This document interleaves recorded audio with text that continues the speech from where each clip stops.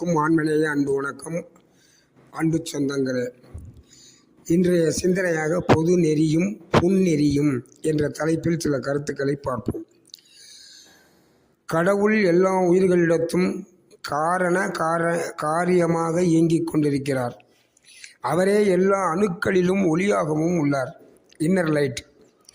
மனிதனை தவிர மற்ற எல்லா வகை உயிரினங்களிலும் கடவுள் ஏகதேசமாக, அதாவது குறைவாகவே காரியப்படுகிறார். இவைகளுக்கு அறிவு விளக்கம் பூரணமில்லை. ஆனால் மனித தேகத்தில் மட்டும் கடவுள் விளக்கம் பூரணமாக உள்ளது. ஏனென்றால் மனிதர்களுக்கு மட்டுமே பேரின்ப பெருவாழ்வு சாத்தியமாகும். அதனால்தான் மனித தேகத்தில் பூரணமாக காரியப்படுகிறது. மனிதர்களை தவிர மற்ற உயிரினங்களுக்கு புருவனொடு விளக்கம் கிடையாது. மனிதர்களுக்கு புருவனொடு விளக்கம் உண்டு.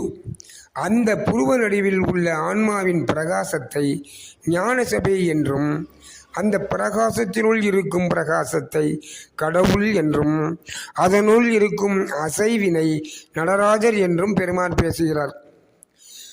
உயர்ந்த பிறவியை பெற்ற நண்பர்கள் என்று மனிதர்களை பெருமான் அழைக்கிறார். எனவே அன்பர்களே, சமய மத மார்க்கங்கள் தேவையில்லை என்றால் அதன் பொருள் என்ன? தேவைப்பட்டால் வைத்து கொள்ளலாம் என்றுதான் பொருள். தேவையில்லை என்றால் விட்டுவிடலாம். இதனையே நம் பெருமானார் பன்னெறி சமயங்கள் மதங்கள் என்றிடும் ஓர் பவநெறி இதுவரை பரவியது. இதனால் செந்நெறி அறிந்திலர் உலகோர் செறியிருள் அடைந்தனர்.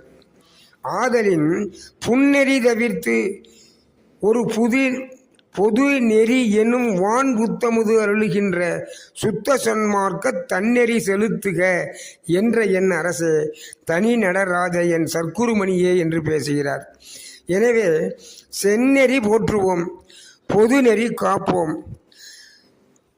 பொது நெறியின் சிறப்பினையும், புன்னெறி என்றால் சமய மதங்களை பற்றியும் நாம் இந்த பதிவில் கண்டு கொண்டோம்.